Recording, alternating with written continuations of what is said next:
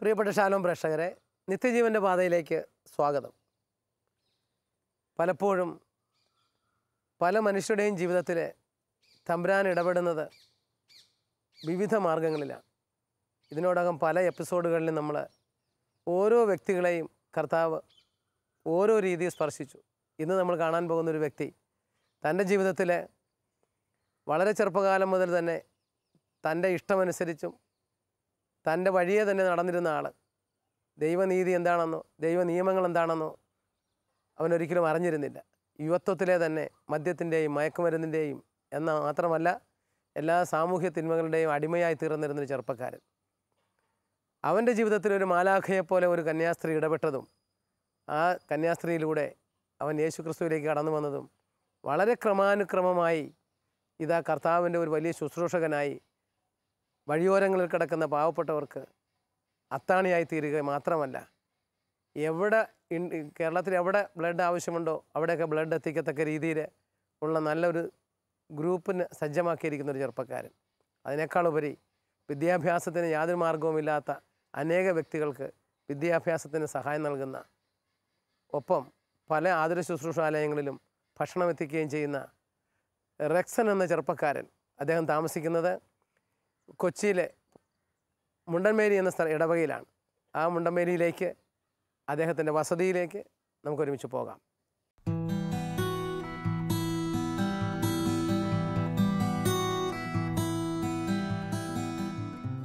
കാരുണ്യം ക്രിസ്തുവിനെ പ്രതി പ്രഘോഷിക്കുന്ന ജീവിതങ്ങളെ തേടിയുള്ള യാത്ര ഇന്ന് ചെല്ലുന്നത് എറണാകുളം തോപ്പുംപടിക്കടുത്ത് മുണ്ടംവേലിയിലേക്കാണ്.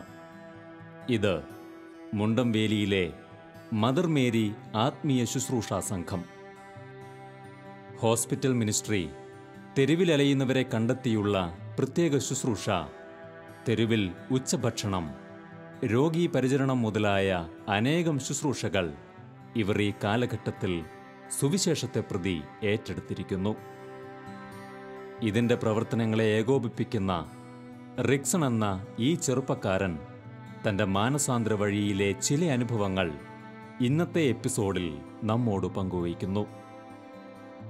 ദൈവം കരങ്ങളിൽ വഹിക്കുന്ന ജീവിതങ്ങൾ എങ്ങനെ കാരുണ്യത്തിൻ്റെ സുവിശേഷം പങ്കുവയ്ക്കുന്നു എന്ന് നമുക്ക് ദർശിക്കാം. നിത്യജീവൻ്റെ പാത പലപ്പോഴും കാണാറുണ്ടല്ലോ. പല വ്യക്തികളെയും നമ്മൾ അതിനകത്ത് പരിചയപ്പെട്ടു. ഓരോ വ്യക്തിയും അടുത്തറിയുമ്പോഴാണ് നമ്മൾ മനസ്സിലാക്കുന്നത് ദൈവം ഓരോ വ്യക്തികളെയും ഓരോ രീതിയിൽ തൻ്റെ ഉപകരണങ്ങളാക്കി മാറ്റുന്നത്. റെക്സൻ്റെ ജീവിതത്തിലും കർത്താവ് ശക്തമായി ഇടപെട്ടിട്ടുണ്ട്. ശാലോം പ്രേക്ഷകർ ഈ എപ്പിസോഡിൽ റെക്സനിലൂടെ പ്രവർത്തിച്ച കർത്താവിനെ കേൾക്കുവാൻ തിടുക്കത്തിലിരിക്കുക. നിത്യജീവൻ്റെ പാതയിലേക്ക് സ്വാഗതം. അപ്പോൾ ഏതൊരു മനുഷ്യൻ്റെ ജീവിതത്തിൽ ഒരു BCയും ഒരു ADയും കാണാം. അതായത് ക്രിസ്തുവിനെ കണ്ടുമുട്ടുന്നതിന് മുമ്പും പിൻപും. ഇതുപോലെ റെക്സൻ്റെ ജീവിതത്തിലും ഒരു അനുഭവം ഉണ്ടല്ലോ. ക്രിസ്തുവിനും ഈ അനുഭവത്തിലേക്ക് വരുന്നതിന് മുമ്പുള്ള അവസ്ഥ ഒന്ന് പങ്കുവയ്ക്കാമോ? പങ്കുവെക്കാം. അത് ഒരു 95 കാലഘട്ടം, അതായത് 91 എറണാകുളത്തേക്കൊക്കെ പുറത്തേക്ക് പോരാൻ തുടങ്ങി. ഒരു കൂട്ടുകെട്ടും കാര്യങ്ങളും മദ്യവും അങ്ങനെയുള്ള ഒരു ജീവിത രീതിയിലേക്കായി. അപ്പോൾ 95 കാലഘട്ടത്തിൽ മദ്യപിച്ചാലും എന്തൊക്കെ ചെയ്തു കഴിഞ്ഞാലും പള്ളിയുടെ പരിസരങ്ങളിൽ ഞങ്ങളിങ്ങനെ വന്നിരിക്കാറുണ്ട്. അപ്പോൾ ഒരു സിസ്റ്റർ മേരി അത്തിപ്പൊഴി എന്ന് പറയുന്ന ഒരു സിസ്റ്റർ എപ്പോഴും നമ്മളെ ഇങ്ങനെ കണ്ടു കഴിയുമ്പോൾ ശ്രദ്ധിച്ചങ്ങനെ പോകാറുണ്ട്. നമ്മളെ നടപ്പും ജീവിത രീതിയും പിന്നെ ഡ്രസ്സിങ്ങും അങ്ങനെയുള്ള ഇതുകൊണ്ട് നമ്മളെ പ്രത്യേകം എടുത്ത് ഇങ്ങനെ ശ്രദ്ധിക്കപ്പെടുന്ന ഒരു വ്യക്തിയായിരുന്നു. അപ്പോൾ ആ കാലഘട്ടത്തിൽ അങ്ങനെ സിസ്റ്ററിന് പല പ്രാവശ്യം എന്നെ ഇങ്ങനെ വീക്ഷിച്ച് പോയി. അങ്ങനെ ഒരു ദിവസം അത്തക്കള മത്സരം മുണ്ടംവേലി പള്ളിയിൽ സൺഡേ സ്കൂളിൽ പ്രോഗ്രാം നടന്നു കഴിഞ്ഞപ്പോൾ നമ്മൾ അവിടെ ചെല്ലുകയും അവിടെ വെച്ച് ഒരു ബ്രദറുമായി ചെറിയ വാക്കേറ്റം ഉണ്ടാവുകയും അങ്ങനെ സിസ്റ്ററിനെ കൂടുതൽ നമുക്ക് പരിചയപ്പെടാൻ പറ്റി. അപ്പോൾ ആ സിസ്റ്റർ നമ്മളെ സ്വന്തം ഒരു മകനെ പോലെ കണ്ടുകൊണ്ട് പല പ്രാവശ്യം എന്നെ ഉപദേശിച്ചു. പക്ഷേ ഒരു അമ്മയുടെ സ്ഥാനത്ത് നിന്നുകൊണ്ട് അവരെന്നെ ഉപദേശിച്ച്, എന്നിട്ടും നമുക്ക് മാറ്റം അങ്ങനെ വരുന്നില്ല എന്ന് കണ്ടുകൊണ്ട് സിസ്റ്റർ ഒരു ധ്യാനം എടക്കൊച്ചി അക്കിനാസിൽ ഒരു ധ്യാനം ഈവനിങ്ങിൽ ഉണ്ടായിരുന്നു. അപ്പോൾ സിസ്റ്റർമാർ പോണ കൂട്ടത്തിൽ എന്നെ അവിടെ നിർബന്ധിച്ച് കൊണ്ടുപോയി. സിസ്റ്റേഴ്സ് അങ്ങനെ എന്നെ കൊണ്ടുപോയി അവിടെ ധ്യാനം. നമുക്കതിനെപ്പറ്റിയൊന്നും വലിയ ഇത് ദൈവത്തിൻ്റെ ഇതൊന്നും, എങ്കിലും അവിടെ പോയി കഴിഞ്ഞ് ഇങ്ങനെ ഇരിക്കും, വചനങ്ങൾ കേൾക്കും. അപ്പോഴും ഒരു വചനം ഇങ്ങനെ ഓരോ വചനങ്ങൾ പറയുമ്പോഴും നമ്മൾ ഇങ്ങനെ കേട്ട് അങ്ങനെ പോവും. അപ്പോൾ ഒരു മനുഷ്യന് എല്ലാം ഈ ലോകത്തിലുള്ള എല്ലാം നമ്മൾ സമ്പാദിച്ചു കഴിഞ്ഞാലും അവൻ്റെ ആത്മാവ് പോയി കഴിഞ്ഞിട്ടുണ്ടെങ്കിൽ, അവൻ്റെ ആത്മാവിനെ നഷ്ടപ്പെടുത്തി കഴിഞ്ഞ് കഴിഞ്ഞാൽ എന്താണെന്ന് നമുക്കതുകൊണ്ട് എന്ത് ഗുണം എന്നൊക്കെ ഇങ്ങനെ ബ്രദർമാർ പറയുമ്പോൾ നമ്മൾ അതൊന്നും വീക്ഷിക്കാറില്ല. അപ്പോൾ ഇങ്ങനെ പോയി നമ്മളുടെ ജീവിത രീതി ധ്യാനം കൂടി കഴിഞ്ഞെങ്കിലും ഒരു മാറ്റവും ഇല്ല. സിസ്റ്ററിനെ കാണുമ്പോൾ നമ്മൾ ഇങ്ങനെ ഇതാവും. അങ്ങനെ സിസ്റ്റർ എന്നെ കാസിയോമിൽ കൊണ്ടുവന്നു. കാസിയോമിൻ്റെ ആനിമേറ്റർ ആയിരുന്നു സിസ്റ്റർ. അങ്ങനെ സിസ്റ്റർ പറഞ്ഞടാ, ഇതൊന്നുമല്ല ജീവിതം, ജീവിതം നിനക്ക് കാണാൻ വേണ്ടി ഒരുപാട് ഇതുണ്ട്. അങ്ങനെ ഹോസ്പിറ്റലുകളിൽ പോകും, അവിടുത്തെ രോഗികളെ കാണാനും അവരുമായി അവരുടെ കാസിയോമിൻ്റെ പ്രവർത്തനമായിട്ട് അങ്ങനെ പോയി അവരുടെ ജീവിത രീതിയും അവരുടെ കഷ്ടപ്പാടുകളൊക്കെ കണ്ട് അങ്ങനെ അവർക്ക് മുട്ടയും പാലും ആഴ്ചയിൽ ഒരു ദിവസം കൊടുക്കുന്ന പ്രോഗ്രാം അങ്ങനെയൊക്കെ തുടങ്ങി. അങ്ങനെ പോകുന്നെങ്കിലും നമ്മൾ പൂർണ്ണമായും ദൈവവചനം കേൾക്കാറുണ്ട്, പള്ളിയിൽ പോവും, കാണിക്കാനെന്നുള്ളൊരു രീതിയിൽ പോവും. എങ്കിലും നമ്മൾ കൂട്ടുകൂടും, തെറ്റ് ചെയ്യും. അതപ്പോൾ ജീവിതത്തിലൊന്നുമല്ല. അങ്ങനെ നടക്കുന്ന ടൈമിൽ ആക്സിഡൻറ്റ് പറ്റി. ജോലി എന്തായിരുന്നു? അപ്പോൾ ഞാൻ കോൺട്രാക്ട് ഫീൽഡിൽ വർക്ക് ചെയ്യണമായിരുന്നു. വർക്കുകളെടുത്ത് ചെയ്യുന്ന തൊഴിലാളികളുണ്ട്. അപ്പോൾ സൈറ്റിൽ രാവിലെ പോവുക, പറ്റിയ കാശ് കൊടുക്കും, അങ്ങനെ പിന്നെ ഇങ്ങനെ വന്ന് കറങ്ങി കൂട്ടുകാരുമായിട്ട് നടക്കും. അതൊക്കെയായിരുന്നു ജീവിത രീതി. അപ്പോൾ വീട്ടിലാണെങ്കിൽ പിന്നെ അപ്പച്ചനും അമ്മച്ചിയും ഉള്ളു, 2 പെങ്ങന്മാരുള്ളവരുടെ കല്യാണം കഴിഞ്ഞ് അങ്ങനെയുള്ള ഒരു കാലഘട്ടമാണ്. ഇളയ പെങ്ങളുടെ കഴിഞ്ഞിട്ടില്ലായിരുന്നു, എങ്കിലും ഇളയ പെങ്ങളും. അപ്പോൾ വേറെ പ്രശ്നങ്ങളും അങ്ങനെ ഒന്നുമില്ല. നമുക്ക് സമ്പാദ്യം കൊണ്ട് പണവും സ്വാധീനവും ഉണ്ടെങ്കിൽ നമുക്കെല്ലാം സാധിക്കുമെന്നുള്ളൊരു ഈ ഒറ്റക്കൊമ്പന്മാർ നടക്കണ ഒരു സ്വഭാവമായിട്ട് നടക്കണ ഒരു കാലഘട്ടമാണല്ലോ. അതൊന്നും പറഞ്ഞു കഴിഞ്ഞിട്ടുണ്ടെങ്കിൽ നമുക്ക് അങ്ങോട്ട് ഉൾക്കൊള്ളാൻ പറ്റൂല. അപ്പോൾ ഇവരുടെ ജീവിത രീതികൾ കണ്ടു കഴിഞ്ഞപ്പോൾ തന്നെ നമുക്ക് അതിൽ വളരെ വിഷമം ഉണ്ടായിരുന്നു. അപ്പോൾ ഈ ഹോസ്പിറ്റലിൽ ആരുമില്ലാതെ, നോക്കാൻ ആരുമില്ലാതെ കഷ്ടപ്പെടുന്നത്. നമ്മൾ ഇപ്പോൾ മദ്യപിക്കാൻ വേണ്ടി പൈസ ചിലവാക്കണം. ഇപ്പോൾ ഒരു 200 രൂപ ചിലവാക്കുമെന്നുണ്ടെങ്കിൽ ആ 200 രൂപ കൊണ്ട് നമുക്ക് അവിടെ ഒരു 5 പേർക്ക് ഭക്ഷണമോ അല്ലെങ്കിൽ അവർക്ക് മെഡിസിനോ എന്തെങ്കിലുമൊക്കെ വാങ്ങിച്ചു കൊടുക്കാന്നുള്ള നമുക്കപ്പം മനസ്സിലായി. എങ്കിലും ഇങ്ങനെ തെറ്റായ രീതിയിൽ നമ്മൾ ജീവിക്കുമെങ്കിൽ നമ്മൾ ഇങ്ങനെയുള്ള ഞായറാഴ്ച പള്ളിയിൽ കഴിയുമ്പോൾ പോയി ഹോസ്പിറ്റലിലുള്ള ആർക്കെങ്കിലുമൊക്കെ പാവപ്പെട്ട വളരെ ഇതായിട്ട് നിൽക്കണവരെ നമുക്കറിയാൻ പറ്റും. അപ്പോൾ അവർക്കും മരുന്നോ എന്തെങ്കിലുമൊക്കെ അന്നും ചെയ്യുമായിരുന്നു. അപ്പം അങ്ങനെ പിന്നെ ഒരു ആക്സിഡൻറ്റ് പറ്റി. കഴിഞ്ഞ് കഴിഞ്ഞപ്പോൾ നമ്മൾ ഇങ്ങനെ ബൈക്ക് ആക്സിഡൻ്റ് ആയിരുന്നു. അപ്പോൾ എൻ്റെ കാലൊടിഞ്ഞ് കൈ അങ്ങനെയൊക്കെ സംഭവിച്ച് കിടന്നു കഴിഞ്ഞപ്പോൾ കൂടുതൽ ദൈവത്തിലേക്ക് അടുത്ത്, ദൈവത്തിൽ കൂടുതൽ വിശ്വാസമായി. ദൈവം എൻ്റെ ജീവിതം വീണ്ടും എനിക്ക് ജീവിതം തന്നേക്കണം, ദൈവത്തിന് എന്നെ കൊണ്ട് എന്തോ ആവശ്യമുണ്ട്. വലിയ ആക്സിഡൻ്റ് ആയിരുന്നു.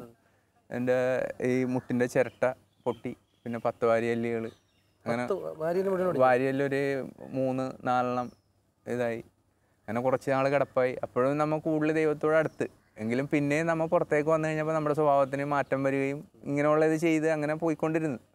ദൈവത്തോട് അടുക്കും അകലും അങ്ങനെ പോയിക്കൊണ്ടിരുന്നു. അങ്ങനെ സിസ്റ്ററുമായിട്ട് അകന്ന്. അപ്പോൾ സിസ്റ്ററിനും അതൊരു ബുദ്ധിമുട്ടായി. അവരുടെ കോൺവെൻറ്റുകാർ സിസ്റ്ററിനെ വഴക്ക് പറയാൻ തുടങ്ങി. നീ അവനെ എത്ര ഉപദേശിച്ച് കഴിഞ്ഞാലും അവൻ നന്നാകാൻ പോണില്ല, അവനെ കൊണ്ടൊരു കാര്യവുമില്ല. അപ്പോൾ നമ്മുടെ അമ്മയുടെ അടുത്ത് തന്നെ പലരും പറഞ്ഞു, എത്രയോ നല്ല ആളുകൾ പോകുമ്പോൾ വണ്ടി ഇടിച്ച് മരിച്ചു പോകുന്നു, നിങ്ങളുടെ മകൻ എന്താണ് മരിക്കണില്ലെന്ന് ചോദിച്ചു. അത് കഴിഞ്ഞ് വെള്ളം അടിക്കുമായിരുന്നു. എങ്ങനെ നമ്മൾ സിസ്റ്ററിനായിട്ടൊക്കെ നടക്കുമെങ്കിൽ നമ്മൾ തെറ്റിൻ്റെതായ ഇത് പൂർണ്ണമായിട്ടും മാറിയിട്ടില്ല. എന്താണെന്ന് പറഞ്ഞു കഴിഞ്ഞിട്ടുണ്ടെങ്കിൽ നമ്മുടെ സാറന്മാരായിട്ട് അല്ലെങ്കിൽ കൂട്ടുകാരായിട്ട് കണ്ടു കഴിയുമ്പോൾ നമ്മൾ അവത്തിൽ അടിമപ്പെട്ടു പോകും. അപ്പോൾ നമുക്ക് അവരെ ഉപേക്ഷിക്കാൻ പറ്റൂല. കാര്യം എന്താണെന്ന് പറഞ്ഞിട്ടുണ്ടെങ്കിൽ ദൈവമാണ് വലുതെന്ന് നമുക്ക് മനസ്സിലുണ്ടെങ്കിൽ ഇവർ കണ്ട് നമ്മളോട് എന്തെങ്കിലും പറഞ്ഞ് ഇവിടെ റക്സ അങ്ങനെയാണ്, നമുക്ക് ഇന്ന് അങ്ങനെ ഒരു പ്രോഗ്രാം ഉണ്ടെന്ന് പറഞ്ഞു കഴിഞ്ഞാൽ നമ്മൾ അപ്പം വീട്ടിലെ കാര്യമൊക്കെ വിടും. കാര്യം എന്താണെന്ന് പറഞ്ഞാൽ നമ്മുടെ അപ്പച്ചൻ വെള്ളമടി അങ്ങനെ ഒരു പരിപാടിയും ഇല്ല. അപ്പോൾ നമ്മളിങ്ങനെ അവരുമായിട്ട് കൂട്ടുകൂടും, വീട്ടിൽ വരും. മദ്യത്തിന് നമ്മളെ വിട്ടുപോകാൻ പറ്റാത്തൊരവസ്ഥയാണ്. കാര്യം എന്താണെന്ന് പറഞ്ഞാൽ എൻ്റെ ജീവിതത്തിൽ ഇങ്ങനെ ഒരു ഇത് തന്ന ദൈവത്തിൻ്റെ ഏറ്റവും വലിയൊരു അനുഗ്രഹമാണ്. കാര്യം ഞാനൊന്നും എൻ്റെ ജീവിതത്തിൽ ഒരിക്കലും മദ്യത്തിൽ നിന്ന് അല്ലെങ്കിൽ ഇങ്ങനെയുള്ള കൂട്ടുകെട്ടുകളിൽ നിന്നെല്ലാം ഒഴിഞ്ഞ്, മദ്യം മയക്കുമരുന്ന് അങ്ങനെയുള്ള ബന്ധങ്ങളിൽ നിന്നൊന്നും ഒരിക്കലും ഒഴിഞ്ഞു മാറി പോരാൻ പറ്റുമെന്ന് ഒരിക്കലും ചിന്തിച്ചൊരു വ്യക്തിയല്ല. എന്ന് പറഞ്ഞു കഴിഞ്ഞാൽ രാവിലെ മദ്യപിക്കുക, അതൊക്കെ പറഞ്ഞു കഴിഞ്ഞാൽ ശരിക്കും ആളുകൾ പറയും ഈ അഡിക്റ്റായി കഴിഞ്ഞാൽ കൊണ്ട് ചികിത്സിച്ച് കഴിഞ്ഞാൽ മാത്രമേ ഇതൊക്കെ ക്ലിയർ ആവുകയുള്ളൂ. ദൈവത്തിൻ്റെ കൃപ ഉണ്ടെങ്കിൽ, ദൈവത്തിനോട് നമ്മൾ കൂടുതലടുത്ത് ദൈവത്തിന് വേണമെന്നൊരു തോന്നൽ, നമുക്കും ദൈവത്തിന് വേണമെന്നൊരു ആഗ്രഹം വന്നു കഴിഞ്ഞിട്ടുണ്ടെങ്കിൽ ഇതെല്ലാം നമ്മുടെ ജീവിതത്തിൽ നിന്ന് മാറും എന്നുള്ള ഏറ്റവും വലിയൊരു അനുഭവസ്ഥ അല്ലെങ്കിൽ ഏറ്റവും വലിയ തെളിവാണ് എൻ്റെ. കാര്യം എന്താണെന്ന് പറഞ്ഞു കഴിഞ്ഞിട്ടുണ്ടെങ്കിൽ അതിനുശേഷം എൻ്റെ ഷോൾഡർ ഒടിഞ്ഞത്. ഈ ഷോൾഡർ ഇവിടെ വെച്ച് കട്ടായി പോയിട്ട് 65,000 രൂപ ഓപ്പറേഷൻ വേണമെന്ന് പറഞ്ഞത്.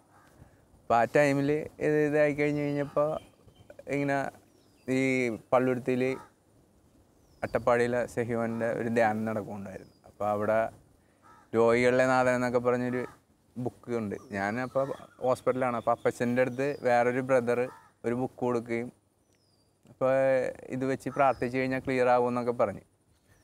അപ്പോൾ ഓപ്പറേഷനെല്ലാം ഫിക്സ് ചെയ്ത് എൻ്റെ ബ്ലഡ് ടെസ്റ്റ് ചെയ്ത് കഴിഞ്ഞ് കഴിഞ്ഞപ്പോൾ അപ്പോൾ എൻ്റെ ബ്ലഡിൽ മഞ്ഞപ്പിത്തത്തിൻ്റെ അണുക്കളുണ്ട്. ഇപ്പോൾ ഓപ്പറേഷൻ ചെയ്യാൻ പറ്റില്ല, പിന്നീട് ചെയ്യാൻ പറ്റുള്ളൂ എന്ന് പറയും. കാര്യം അനസ്തേഷ്യ ചെയ്ത് കഴിഞ്ഞിട്ടുണ്ടെങ്കിൽ ഒന്നെങ്കിൽ ബുദ്ധിമുട്ട് വരുമെന്ന് പറയും. അങ്ങനെ വന്നു കഴിഞ്ഞപ്പോൾ ഡോക്ടർ പറഞ്ഞ് നീ ഒരു കാര്യം ചെയ്യ്, പരിശുദ്ധ മാതാവിൻ്റെ ഒരു രൂപം ഡോക്ടറിൻ്റെ റൂമിലുണ്ട്, ഇതുണ്ട്. ദൈവം വിചാരിച്ചു കഴിഞ്ഞാൽ മാത്രമേ നമുക്ക് മനുഷ്യന്, കാര്യം എന്താണെന്ന് പറഞ്ഞിട്ടുണ്ടെങ്കിൽ നീയൊക്കെ ചെറുപ്പമാണ്, ദൈവത്തിന് വേണ്ട വ്യക്തികളാണ് നീയൊക്കെ.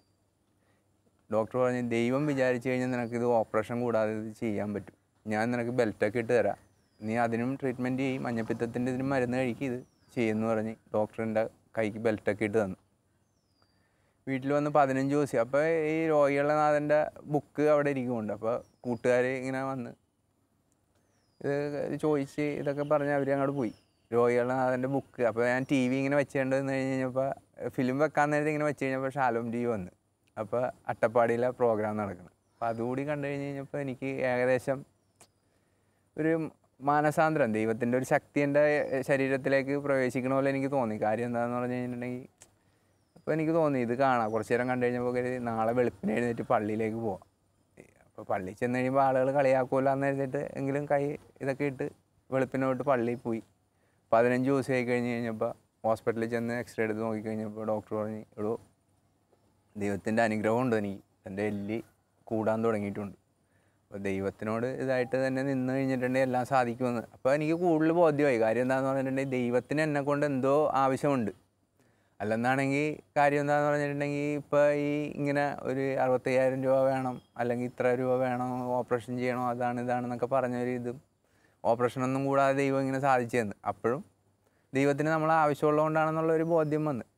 അപ്പോൾ കൂടുതൽ ഞാൻ ദൈവത്തോട് അടുക്കണം എന്നുള്ള ചിന്തപ്പാടായി. അപ്പോൾ ഞാൻ ഈ ഒറ്റയ്ക്ക് വേറൊരു കൂട്ടുകാരനുമായിട്ട് കൂടി ബൈക്കിൽ പൊതിച്ചോറ് ഹോട്ടലിൽ നിന്ന് വാങ്ങിച്ചിട്ട് വീട്ടിലെ അമ്മ ഇതൊക്കെ ഉള്ള കാരണം അവരോട് പറഞ്ഞാൽ നമ്മ ഇങ്ങനെ ചെയ്യണം എന്നൊക്കെ പറഞ്ഞാൽ ചിലപ്പോൾ അവർക്ക് പെട്ടെന്ന് അംഗീകരിക്കാൻ പറ്റില്ല. കാര്യം എന്താണെന്ന് പറഞ്ഞാൽ നമ്മളുടെ ജീവിത രീതി അങ്ങനത്തെ ജീവിത രീതിയായിരുന്നു.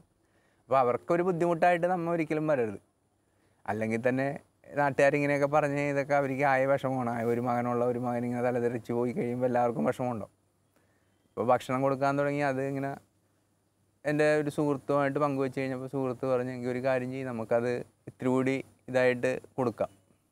അങ്ങനെ വേറൊരു സുഹൃത്തിൻ്റെ വീട്ടിൽ, CMSൻ്റെ അവിടെ ഒരു സുഹൃത്തിൻ്റെ വീട്ടിൽ അവർ വെച്ച് അവർ കുറച്ച് ചോറ് വരാൻ അവരുടെ വീട്ടിലാക്കിയത്. അങ്ങനെ അത് വാങ്ങിച്ചു കഴിഞ്ഞപ്പോൾ ഞാൻ അല്പം പറഞ്ഞ് നമുക്ക് അങ്ങനെയാണെങ്കിൽ ഒരു കാര്യം ചെയ്യാം, ഇപ്പോൾ ഈ ബൈക്കിന് കൊണ്ടുപോലെ ബുദ്ധിമുട്ടാണ്, ഞാൻ ഒരു ഓട്ടോറിക്ഷ എടുക്കുക, എന്നിട്ട് നമ്മുടെ ഈ രീതി അങ്ങനെയാക്കാം. കാര്യം എന്താണെന്ന് പറഞ്ഞിട്ടുണ്ടെങ്കിൽ അപ്പോൾ നമുക്ക് ഈ ഭക്ഷണം കൊടുക്കാൻ പോകുമ്പോൾ തെരുവിൽ പോയി കഴിയുമ്പോൾ നമുക്ക് കാണാറുണ്ട് ഓരോരുത്തർ ഇങ്ങനെ കിടക്കണ, അസുഖമായിട്ട് കിടക്കണം, അവരെയൊക്കെ ഒരാളും തിരിഞ്ഞു നോക്കൂല. കാര്യം എന്താണെന്ന് പറഞ്ഞാൽ വേറെ ഒന്നുമല്ല, ആളുകൾക്ക് അതിനുള്ള നേരമില്ല, സ്വന്തം കാര്യം തന്നെ നോക്കാനുള്ള സമയമില്ലാത്ത ലോകമാണെന്ന്. അപ്പം അങ്ങനെ ആയി കഴിഞ്ഞപ്പോൾ ഓട്ടോറിക്ഷ ആയി കഴിയുമ്പോൾ നമുക്ക് ഒരാളെ കിട്ടിക്കഴിഞ്ഞിട്ടുണ്ടെങ്കിൽ അയാളെ നമുക്ക് ഹോസ്പിറ്റലിൽ കൊണ്ടുപോകാം, അയാളെ ട്രീറ്റ്മെൻറ്റ് ചെയ്യാം. അപ്പോൾ അത് കഴിഞ്ഞ് കഴിഞ്ഞാൽ പിന്നെ ഇയാൾ എന്ത് ചെയ്യും, ആരെയും വീട്ടിൽ കൊണ്ടുപോകാൻ പറ്റൂലല്ലോ. അപ്പോൾ അങ്ങനെ ആയി കഴിഞ്ഞ് കഴിഞ്ഞപ്പോൾ ഞാൻ ബൈക്കും എടുത്ത് ഓരോ ഇങ്ങനെയുള്ള സ്ഥലങ്ങളിൽ പോകാൻ തുടങ്ങി. ഓരോ സ്ഥാപനങ്ങളിൽ ചെന്ന് അവരുമായി പരിചയപ്പെടാനും അപ്പോൾ അവരുടെ ഓരോ കാര്യങ്ങൾ പറയാനും എല്ലാം ആയി കഴിഞ്ഞ് കഴിഞ്ഞപ്പോൾ അവരോട് അനാഥ മന്ദിരങ്ങളിലൊക്കെ പോയി അവരുമായി കൂടുതലടുത്ത് അവിടുത്തെ അവസ്ഥയും കാര്യങ്ങളും എല്ലാം അതിൻ്റെ നടത്തിപ്പുകാരുമായെല്ലാം ഫ്രണ്ട്ഷിപ്പായി. അതുപോലെ പോലീസ് സ്റ്റേഷനിൽ, ഇപ്പോൾ നമ്മുടെ അവിടെയുള്ള പോലീസ് സ്റ്റേഷനാണെങ്കിലും ഏത് പോലീസ് സ്റ്റേഷനിലാണെങ്കിലും നമുക്കിപ്പോൾ ഒരാളെ എറണാകുളത്ത് നിന്ന് കിട്ടിക്കഴിഞ്ഞാൽ എറണാകുളം അത് ഏത് ബൗണ്ടറി ആണെന്ന് വെച്ച് കഴിഞ്ഞാൽ ആ സ്റ്റേഷനിലെ SIയുടെ ലെറ്റർ വേണം നമുക്ക്, എങ്കിൽ മാത്രമേ ഇയാളെ ഇപ്പോൾ ട്രീറ്റ്മെൻറ്റ് കഴിഞ്ഞാലും ഏതെങ്കിലും ഒരു സ്ഥാപനത്തിൽ കൊണ്ടേ നമുക്ക് ആക്കാൻ പറ്റുള്ളൂ. അപ്പോൾ നമുക്ക് പലരെയും കിട്ടണ മാനസിക രോഗികളായിരിക്കാം, അല്ലെങ്കിൽ ചിലപ്പോൾ വികലാംഗരായിട്ടുള്ള ആളുകളായിരിക്കാം, അങ്ങനെ പല എന്തെങ്കിലുമൊക്കെ രോഗാവസ്ഥയുള്ള ആളുകളായിരിക്കാം. അവരുടെ ഈ ട്രീറ്റ്മെൻറ്റ് കഴിഞ്ഞാലും നമ്മളിവരെ കൈയൊഴിയാൻ പാടില്ലല്ലോ. ഇപ്പോൾ ഐസൊലേഷൻ വാർഡിലെ ബ്രദർമാരൊക്കെ എന്ന് പറഞ്ഞു കഴിഞ്ഞാൽ വളരെ നമ്മളോട് സഹകരിക്കുന്ന ആൾക്കാരാണ്. പോൾ ബ്രദർ, അങ്ങനെ ഒരുപാട് ബ്രദർമാരുണ്ട്. അപ്പോൾ അവരെല്ലാവരും നമ്മളോട് സഹകരിക്കണം. അപ്പോൾ നമ്മളിപ്പോൾ ഒരു രോഗിനായിട്ട് അവിടെ ചെന്ന് ഡോക്ടറിനെ കണ്ട് തെരുവിൽ നിന്ന് കിട്ടിയതാണെന്ന് പറഞ്ഞാൽ ഡോക്ടർ പറയും ഓക്കെ നിങ്ങൾ ഐസൊലേഷൻ വാർഡിലേക്ക് അഡ്മിഷൻ ചീട്ട് തരും, അവിടെ കൊണ്ടാക്കി കഴിഞ്ഞിട്ടുണ്ടെങ്കിൽ അവർ നോക്കും. അപ്പോൾ അങ്ങനെയുള്ള ഒരു അവരുടെ ഭാഗത്തു നിന്നൊരു സഹകരണം നമുക്കുണ്ട്. പിന്നെ വ്യാഴാഴ്ചകളിൽ ഏറ്റവും കൂടുതൽ നമുക്ക് ഇങ്ങനെയുള്ള ഇത് കിട്ടുന്ന വ്യാഴാഴ്ചകളിലാണ് ഞങ്ങൾ തെരുവുകളിൽ ഭക്ഷണം കൊടുക്കണം. അതിന് ഞങ്ങൾ ഇപ്പോൾ 7 സുഹൃത്തുക്കളായി. ഇത് നമ്മൾ ഇങ്ങനെ തുടങ്ങിയെങ്കിലും എന്നെ കൂടാതെ ഒരു 6 സുഹൃത്തുക്കളുണ്ട്. അത് ഞങ്ങളിപ്പോൾ ഓരോ സ്ഥാപനങ്ങളിലും പോയി, ഇപ്പോൾ കൊത്തലംകോയിൽ നമ്മളുടെ സുഹൃത്തുക്കളെല്ലാവരും തന്നെ ആഴ്ചയിൽ 4 ദിവസം അവിടെ മുടിവെട്ട്, ഷേവിങ്, കുളിപ്പിക്കൽ, അങ്ങനെയുള്ള കാര്യങ്ങൾ. വേറെ അസീസി റിലീഫ് സെൻ്റർ എന്നും പറഞ്ഞൊരു ഇതുണ്ട് CMSൻ്റെ അവിടെ ആഴ്ചയിൽ 1 ദിവസം പോകുന്നുണ്ട്. പിന്നെ ഫോർട്ട് കൊച്ചിയിലൊരു സ്ഥാപനമുണ്ട് ഗുഡ് ഹോപ്പ് എന്നും പറയും, അവിടെ പോകുന്നുണ്ട്. അങ്ങനെയുള്ള ഇതെന്ന് പറഞ്ഞു കഴിഞ്ഞാൽ എൻ്റെ ഒരു സുഹൃത്തിൻ്റെ പേര് റോയി എന്നാണ്. കോച്ചേരി, മട്ടാഞ്ചേരി ഇടവകയാണ്, കോച്ചേരിയിലാണ് അവരുടെ ഇത്. പിന്നെ ഒരു നെൽസൺ ചേട്ടൻ, ജോണേട്ടൻ എന്ന് പറഞ്ഞു കഴിഞ്ഞാൽ മുടിവെട്ടും സ്വന്തമായിട്ട് ഷോപ്പുള്ളതാണ്. അയാൾ ചൊവ്വാഴ്ച പാട് നമ്മളുടെ കൂടെ വന്ന് ഫുള്ളായിട്ട് നമുക്ക് വേണ്ടിയിട്ട് വർക്ക് ചെയ്യണ വ്യക്തിയാണ്. പിന്നെ ഒരു ദാസ് മരപ്പണിക്കാരനാണ്. പിന്നെ ജസ്റ്റിൻ, പോളൊക്കെ ഇതിൽ നേരത്തെ തന്നെ ഉള്ള വ്യക്തികളാണ്. അപ്പോൾ ഇങ്ങനെയുള്ള ഞങ്ങൾ ഒരു 7 സുഹൃത്തുക്കളാണ്. അപ്പോൾ 7 പേരും ഈ നെൽസൺ ചേട്ടൻ്റെയൊക്കെ ഭാഗത്തു നിന്നാണ്, നെൽസൺ ചേട്ടൻ, റോയി, അവരുടെ മട്ടാഞ്ചേരി ഇടവകയിൽ നിന്നാണ് ഞങ്ങൾക്ക് കൂടുതൽ സഹായങ്ങൾ കിട്ടണം. ഒരുപാട് സുഹൃത്തുക്കൾ, അവരുടെ നല്ല സുഹൃത്തുക്കളാണ് ഞങ്ങളെ സഹായിക്കണം.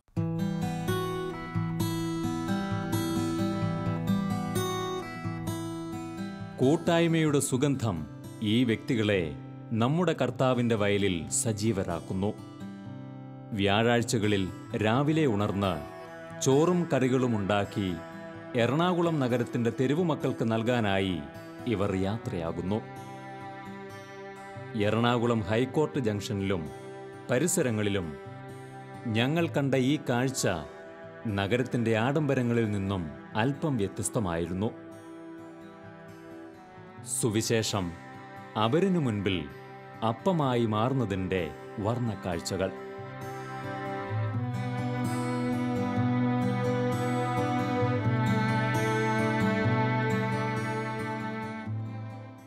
സ്നേഹം നിറഞ്ഞവരെ, ക്രിസ്തുവിൻ്റെ വചനത്തെ മുറുകെ പിടിച്ചുകൊണ്ട് ക്രിസ്തുവിൻ്റെ സ്നേഹം മറ്റുള്ളവർക്ക് പകർന്നു കൊടുക്കുവാനായി ക്രിസ്തുവിൻ്റെ വചനത്തിൽ അടിസ്ഥാനമിട്ടുകൊണ്ട് പ്രവർത്തിക്കുന്ന ഒരു സംഘടനയാണ് മദർ മേരി ആത്മീയ ശുശ്രൂഷ സംഘം. മുണ്ടംവേലി കേന്ദ്രീകരിച്ചുകൊണ്ടുള്ള ഇവരുടെ പ്രവർത്തനങ്ങൾക്ക് ഇടവകയുടെ എല്ലാവിധ സഹകരണവും അവർക്ക് ലഭിക്കുന്നുണ്ട്. മാത്രമല്ല, ഹോസ്പിറ്റൽ മിനിസ്ട്രി, തെരുവിൽ അലയുന്നവർക്ക് ഭക്ഷണം, മറ്റ് കാരുണ്യ പ്രവർത്തികൾ, മരുന്നും രോഗി പരിചരണം തുടങ്ങിയ മേഖലകളിലൊക്കെ തങ്ങളുടേതായ രീതിയിൽ ക്രിസ്തുവിനെ ദർശിച്ചുകൊണ്ട് ക്രിസ്തുവിൻ്റെ സ്നേഹം പകർന്നു കൊടുക്കുവാനായി ഇവർ പരിശ്രമിക്കുന്നു.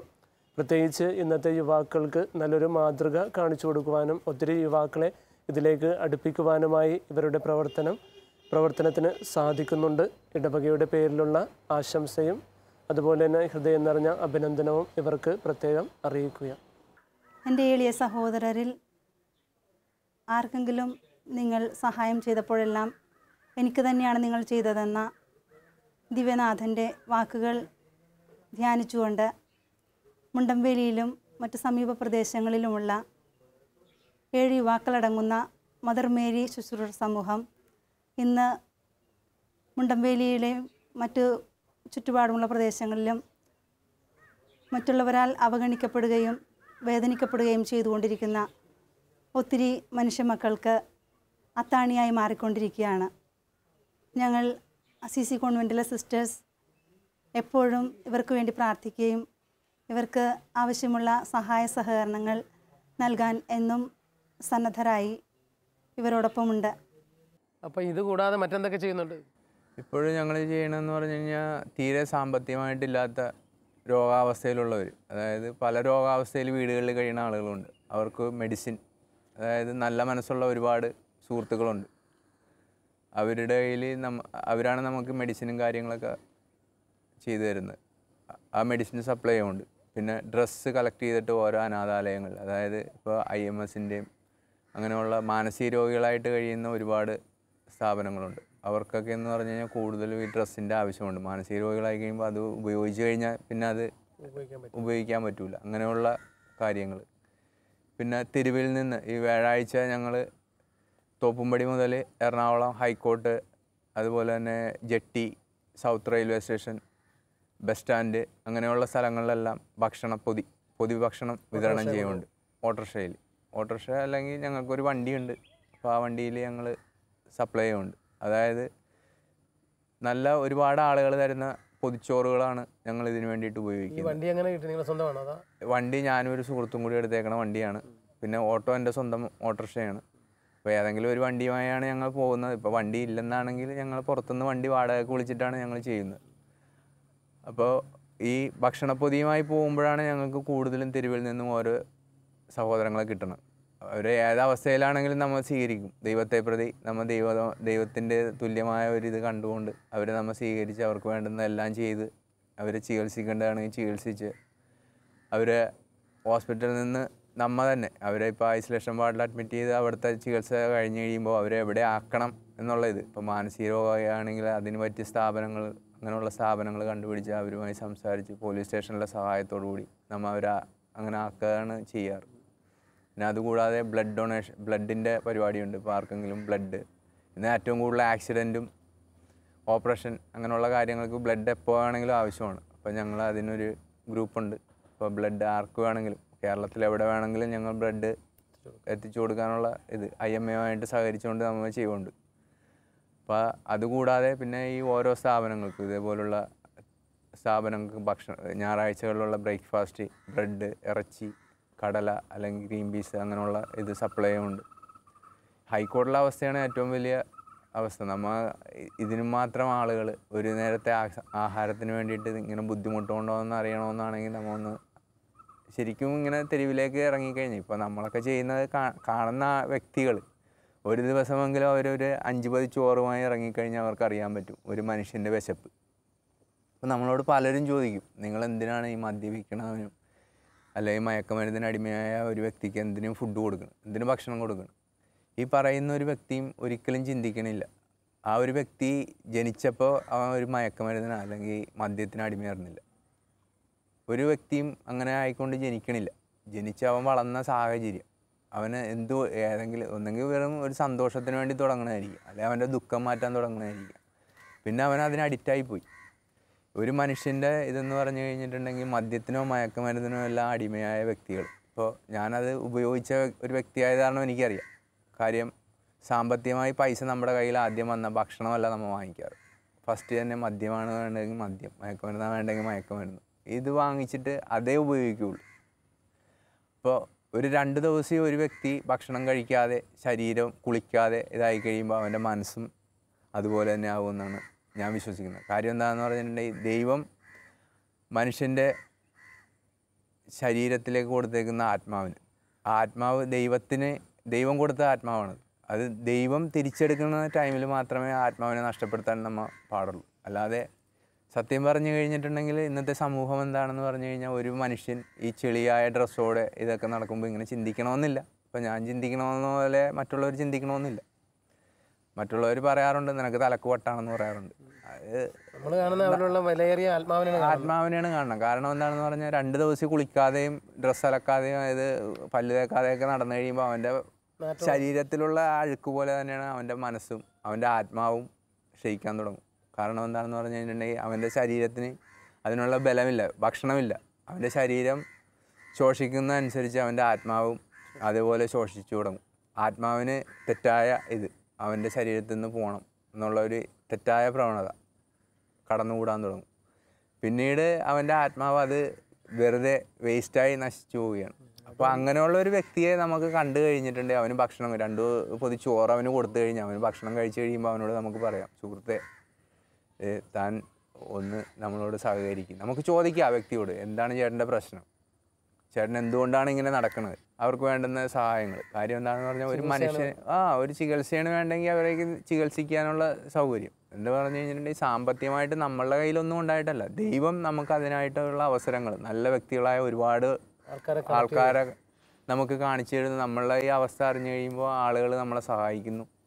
അങ്ങനെ ഒരുപാട് കാര്യങ്ങൾ നമുക്ക് ചെയ്യണമെന്നുള്ള ആഗ്രഹമുണ്ട്. കാര്യം എന്താണെന്ന് പറഞ്ഞു കഴിഞ്ഞാൽ ഇപ്പോൾ നമുക്ക് കിട്ടുന്ന എല്ലാവരെയും തന്നെ എല്ലാ സ്ഥാപനങ്ങളും സ്വീകരിക്കാറില്ല. ഇപ്പോൾ ഞങ്ങൾ ഈ 7 സുഹൃത്തുക്കളും ആത്മാർത്ഥമായി പ്രാർത്ഥിക്കുന്നതെന്ന് പറഞ്ഞു കഴിഞ്ഞാൽ ഞങ്ങൾക്ക് സ്വന്തമായ ഒരു സ്ഥാപനമുണ്ടെങ്കിൽ നമുക്ക് അതിനുള്ള ഒരു സഹായം ആരെങ്കിലും ചെയ്ത് നമുക്കൊരു സ്ഥാപനം എവിടെയെങ്കിലും ആരെങ്കിലും ഒരു ഹൗസ് തരുകയാണെങ്കിൽ ഇതേപോലുള്ള അനേകായിരം മക്കളെ നമുക്ക് കിട്ടുന്നുണ്ട്. അവരെ നമുക്ക് സ്വന്തമായ സ്ഥാപനമായി കഴിയുമ്പോൾ നമുക്ക് കുഴപ്പമില്ല. എവിടെ നിന്ന് കിട്ടിക്കഴിഞ്ഞാലും നമുക്ക് ആരുടെയും ചെന്നിട്ട് ചേട്ടാ നമുക്ക് ഒരു ചാൻസ് തന്നെ എന്ന് പറഞ്ഞാൽ കാല് പിടിക്കേണ്ട കാര്യമില്ല. പോലീസിൽ നിന്നുള്ള ലെറ്ററോടുകൂടി നമുക്ക് അവരെ നമ്മുടെ അവിടെ നോക്കാം, എല്ലാ സൗകര്യങ്ങളും ചെയ്യാം. അപ്പം അതൊക്കെ ദൈവം തരും. ഒന്നുമില്ലാത്ത അവസ്ഥയിൽ നിന്ന് തുടങ്ങി ഞങ്ങളെ ഇവിടം വരെ എത്തിച്ച ദൈവം ഞങ്ങൾക്കെല്ലാം തരുമെന്നുള്ള പൂർണ്ണമായ വിശ്വാസം. അതുപോലെ ഈ ബ്ലഡ് ഡൊണേഷൻ്റെ ഇത് തന്നെ ഞങ്ങൾ വെക്കാൻ കാരണം എന്താണെന്ന് പറഞ്ഞാൽ, ഇന്നിപ്പോൾ നമ്മൾ ഒരു ബ്ലഡ് ഡൊണേഷൻ ക്യാമ്പ് നമ്മൾ IMA സംഘടിപ്പിച്ച് കഴിയുമ്പോൾ അതിലേക്കൂടി പോകുന്ന ചെറുപ്പക്കാർ ആ പോസ്റ്ററുകൾ കാണാനും അല്ലെങ്കിൽ ഒരു ബ്ലഡ് കൊടുക്കാൻ വരുന്ന ഒരു സുഹൃത്തിൻ്റെ കൂടെ ഒരു 2 സുഹൃത്തുക്കൾ വന്നു കഴിയുമ്പോൾ ഇത് കണ്ടു കഴിയുമ്പോൾ അവത്തിൽ ആരെങ്കിലും തെറ്റായ ഇത് ചെയ്യണമെന്നുണ്ടെങ്കിൽ അവനത് മനസ്സിലാവും. ദൈവത്തിലൂടെ മാത്രമേ ഇതെല്ലാം സാധിക്കുകയുള്ളൂ. ബ്ലഡ് ഡൊണേഷനോടൊപ്പം തന്നെ ബോധവൽക്കരണ എക്സിബിഷനും ഒക്കെ ഉണ്ട്. എക്സിബിഷൻ, സ്റ്റിക്കർ, എല്ലാ പ്രോഗ്രാം എന്ന് പറഞ്ഞു കഴിഞ്ഞാൽ IMAയുടെ സഹകരണം എന്ന് പറഞ്ഞു കഴിഞ്ഞിട്ടുണ്ടെങ്കിൽ അവർ ഒരുപാട് പോസ്റ്ററുകൾ വന്നു കഴിയുമ്പോൾ അത് കണ്ടു കഴിയുമ്പോൾ യുവജനങ്ങൾക്ക് ബോധ്യം വരും. കാര്യം എന്താണെന്ന് പറഞ്ഞിട്ടുണ്ടെങ്കിൽ എൻ്റെ ബ്ലഡ് നശിച്ചു കഴിഞ്ഞിട്ടുണ്ടെങ്കിൽ ഈ ബ്ലഡ് ഉപയോഗിക്കാൻ പറ്റില്ല. ക്യാമ്പുകൾ ഒത്തിരി നടത്തിയിട്ടുണ്ടോ? ബ്ലഡ് ഡൊണേഷൻ ക്യാമ്പുകൾ ഞങ്ങൾ നടത്താറുണ്ട്. അതിലൂടെ ഇപ്പോൾ ഇങ്ങനെ ബോധ്യപ്പെടണ തന്നെയല്ല, പിന്നെ ഇങ്ങനെ ആക്സിഡൻ്റ് ആകുന്ന ആളുകൾക്കും ബ്ലഡ് ആവശ്യമുള്ള ആളുകൾക്കും എവിടെ വിളിച്ചു കഴിഞ്ഞാലും നമ്മൾ അതിനുള്ള സൗകര്യങ്ങൾ ചെയ്തു കൊടുക്കാറുണ്ട്. സമൂഹത്തിൽ നന്മയുടെ ഉറവ പറ്റിക്കൊണ്ടിരിക്കുന്ന ഈ കാലഘട്ടത്തിൽ നമ്മുടെ മുണ്ടമ്പേലി സ്വദേശിയായ ശ്രീ റെക്സനെ പോലുള്ള ആൾക്കാർ സമൂഹത്തിന് വേണ്ടി ഒരുപാട് കാര്യങ്ങൾ ചെയ്യുന്നുണ്ട്. നമുക്കറിയാം, നമ്മുടെ സമൂഹത്തിൽ തെരുവുകളിൽ 10,000-കണക്കിന് ആൾക്കാർ തെരുവുകളിൽ ജീവിക്കുന്നുണ്ട്. ഉറ്റവരും ഉടയവരും ഇല്ലാതെ നിരാലംബരായിട്ട് തെരുവുകളിൽ അന്തി ഉറങ്ങുകയും വിവിധ രോഗങ്ങൾക്കടിമയായിട്ട് വളരെയേറെ പീഡനങ്ങൾ അനുഭവിക്കുന്ന ഒരുപാട് ആൾക്കാരുണ്ട്. ഈ മുണ്ടമ്പേലിയിലും തോപ്പുംപടി പരിസര പ്രദേശത്തുമൊക്കെ അങ്ങനെയുള്ള ആൾക്കാരുണ്ട്. പോലീസിൻ്റേതായ ഒരു സംവിധാനത്തിൽ അതിനുള്ള സഹായങ്ങളൊക്കെ ചെയ്യാറുണ്ട്. എന്നാലും അതിനൊക്കെ ഉപരിയായിട്ട് ചെറുപ്പക്കാർ ഈ രംഗത്തേക്ക് കടന്നു വന്നിട്ടുണ്ട് ശ്രീ റെക്സൻ്റെ നേതൃത്വത്തിലുള്ള. നമുക്കറിയാം, ചെറുപ്പക്കാരുടെ ഇടയിൽ ഇത്തരം സാമൂഹിക സന്നദ്ധ സേവന പ്രവർത്തനങ്ങളുടെ താല്പര്യം കുറഞ്ഞു വരുന്ന ഈ കാലഘട്ടത്തിൽ റെക്സനെ പോലെയുള്ള, അതും സമൂഹത്തിൻ്റെ മധ്യവർഗത്തിലും താഴെ പ്രവർത്തിക്കുന്ന, അതായത് റെക്സൻ ഞാൻ മനസ്സിലാക്കിയത് ഓട്ടോറിക്ഷ തൊഴിലാളിയാണ്. അങ്ങനെയുള്ള ഒരാൾ ഒരുപാട് സ്വന്തം വരുമാനത്തിൽ നിന്ന് പോലും തുക ചെലവിട്ട് സഹപ്രവർത്തകരിൽ നിന്നുമൊക്കെ തുകകൾ സമാഹരിച്ച് സമൂഹത്തിൽ ഈ വഴിയോരങ്ങളിൽ അശരണരായിട്ട് കാണപ്പെടുന്ന ആൾക്കാരെയും മാനസിക രോഗവും മാനസിക വൈകല്യവും ആയിട്ട് കുടുംബാംഗങ്ങൾ ഉറ്റവർ ഉപേക്ഷിച്ച ആൾക്കാരെയൊക്കെ ഷെൽട്ടറുകളിലെത്തിക്കുകയും അവർക്ക് വേണ്ട അഭയസ്ഥാനങ്ങളിലെത്തിക്കുകയും അതുപോലെ തന്നെ അവർക്ക് ഭക്ഷണവും മരുന്നുമൊക്കെ നൽകുകയും ചെയ്യുന്ന വളരെ ശ്ലാഘനീയമായ പ്രവൃത്തിയിൽ ഏർപ്പെട്ടു വരികയാണ്. റെക്സൻ്റെ പ്രവർത്തനങ്ങൾക്ക് എന്നും തോപ്പുംപടി ജനമൈത്രി പോലീസിൻ്റെ വളരെ ഒരു സഹായം ഞങ്ങളാൽ പറ്റുന്ന രീതിയിൽ സഹായിക്കാറുണ്ട്. ചുരുക്കി പറഞ്ഞാൽ ഈ ചുറ്റുപാടുകളിലും പല രീതിയിലും പലതിനും അഡിക്റ്റായ ആൾക്കാരെ സഹായിക്കാനാണ് ഇപ്പോൾ ഞങ്ങളുടെ ആഗ്രഹം എന്ന് പറഞ്ഞു കഴിഞ്ഞിട്ടുണ്ടെങ്കിൽ, ശരിക്കും പറഞ്ഞു കഴിഞ്ഞിട്ടുണ്ടെങ്കിൽ ഈ സമൂഹത്തിലുള്ള തെറ്റായ എന്നെപ്പോലെ തന്നെ ജീവിക്കുന്ന ഒരുപാട്, എന്നെപ്പോലെ ഞാൻ നേരത്തെ ജീവിച്ചുകൊണ്ടിരുന്ന രീതിയിൽ ജീവിക്കുന്ന ഒരുപാട് സുഹൃത്തുക്കളുണ്ട്. ഇപ്പോഴും ഉണ്ട് എനിക്ക് ഒരുപാട് സുഹൃത്തുക്കൾ. ഞാനിപ്പോൾ ഇതെല്ലാം നിർത്തിയെന്നും പറഞ്ഞു കഴിഞ്ഞാൽ ആ സുഹൃത്തിനെ കാണുമ്പോൾ ഞാൻ വഴിമാറിപ്പോകേണ്ട കാര്യമില്ല. കാര്യം എന്താണെന്ന് പറഞ്ഞു കഴിഞ്ഞിട്ടുണ്ടെങ്കിൽ ഞാൻ നന്നായി എന്നും പറഞ്ഞ് എൻ്റെ വീട്ടിലിരുന്നുകൊണ്ട് യാതൊരുവിധ ഗുണവുമില്ല. കാര്യം എന്താണെന്ന് പറഞ്ഞിട്ടുണ്ടെങ്കിൽ, ഞാൻ നന്നായ എന്നിലൂടെ ഒരു 10 പേരെങ്കിലും നന്നായാൽ മാത്രമേ സമൂഹം രക്ഷപ്പെടുകയുള്ളൂ. എന്നിലൂടെ ഒരു 3 പേരെങ്കിലും രക്ഷപ്പെട്ട് കഴിഞ്ഞ് കഴിഞ്ഞിട്ടുണ്ടെങ്കിൽ അവനിലൂടെ 3 പേരെ വെച്ച് രക്ഷപ്പെടുത്തി കഴിഞ്ഞിട്ടുണ്ടെങ്കിൽ അങ്ങനെ സമൂഹത്തിൽ ഒരുപാട് മാറ്റങ്ങൾ നമുക്ക് വരുത്താൻ സാധിക്കും. റെക്സൻ്റെ ഈ പങ്കുവയ്ക്കൽ വാസ്തവത്തിൽ കേരളത്തിലെ 7ഓളം മദ്യവർജന ധ്യാനമന്ദിരങ്ങളൊക്കെ ഉണ്ട്, മദ്യത്തിൽ നിന്ന് മാത്രം നോക്കുന്ന. അവിടുന്ന് ധാരാളം പേര് മദ്യം നിർത്തി ഇറങ്ങുന്നുണ്ട് ഓരോ മാസത്തിലും. പക്ഷേ ഇദ്ദേഹത്തിൻ്റെ ഈ ജീവിതം അവർക്കൊക്കെ ഒരു പ്രചോദനമാകും. എനിക്ക് രക്ഷപ്പെടാമെങ്കിൽ ഞാൻ അവിടെ അതുകൊണ്ട് മാത്രം നിൽക്കേണ്ടവനല്ല, അനേകരെ രക്ഷിക്കേണ്ടവനാണെന്ന ബോധ്യം തീർച്ചയായും അനേകർക്ക് അതിനുള്ള പ്രചോദനം നൽകും എന്ന പ്രതീക്ഷയിൽ വളരെയധികം നന്ദി.